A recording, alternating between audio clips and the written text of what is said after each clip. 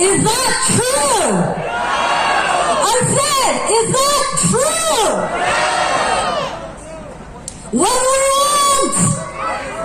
What do we want it? What do we want? What do we want it?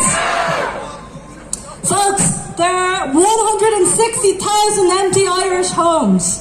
Open the empty homes and build more social housing. Fix the housing crisis and there will be room for all. Let me tell you a bit about my experience. I'm an Irish woman, born here to migrant parents from India and Malaysia. My parents were doctors, psychotherapists and drug addiction counsellors who devoted their lives to healing and easing the suffering of those most forgotten in society. They did their part to contribute in small but meaningful ways to their community. There are migrants doing this in Ireland every day. They are working in all sectors of society, including as personal assistants, carers and support workers for disabled people. When we create conditions for integration, everyone thrives. Everyone is better off. Everyone is enriched through differences. Thank you.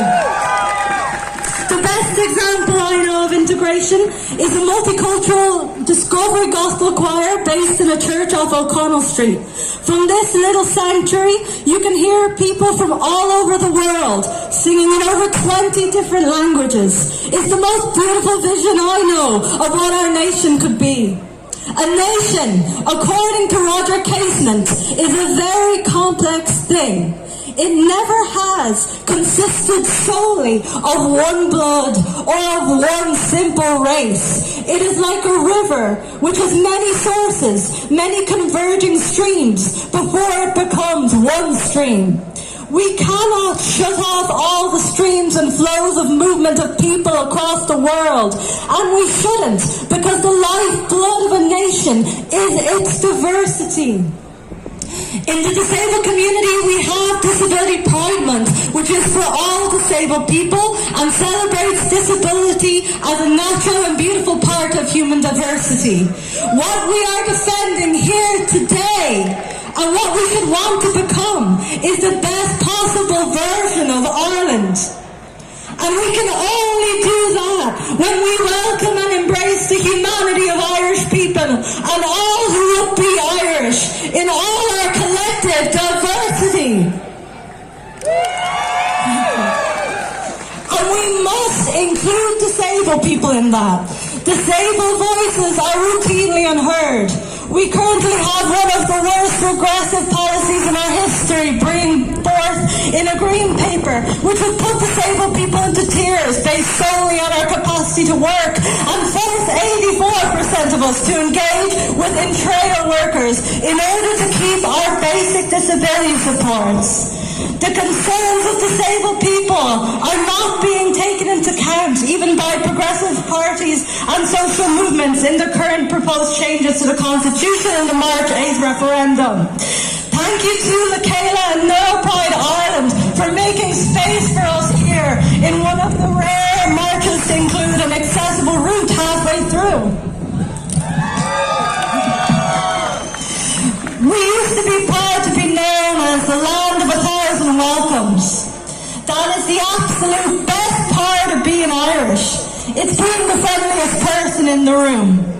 This best version of Irishness is under threat, and the lies that are being spread by a tiny minority are being taken up even by good people at all levels of society. We in the media must stop feeding their influence through our attention, consideration and fear.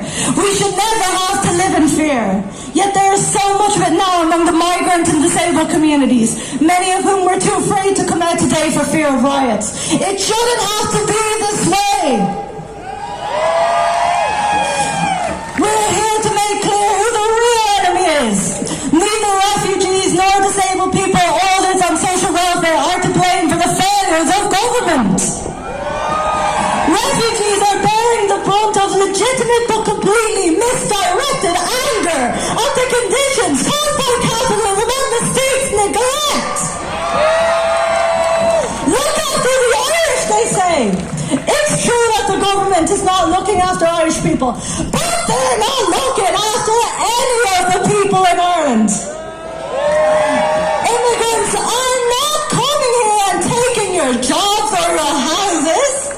They are wasting their lives in direct provision prison centres, sleeping in tents, in their masses, outside the IPO. They are trying to feed their families in hotel rooms without a kitchen. They are fleeing the unimaginable horrors of war, including in Palestine. And this is even harder to do for the thousands of Palestinians who have been made disabled by this war, the majority of whom are children. I'd like to quote the great lioness Ahad Tamimi. When asked if she still had hope that Palestine would be free, she said, throughout history, any state that was built on mountain oppression eventually collapsed. And that gives us hope. Just as we cannot begin to imagine the suffering of the Palestinian people, we cannot imagine their strength. Through all those fighting, we see your courage, bravery, and sacrifice for your people and the land you love, your home. We stand with you in your struggles for liberation against insurmountable oppression. Irish hero Roger Casement said that a people have many sources, forming a mighty stream. Palestine has the River Jordan, and from that river to the sea, Palestine will be free.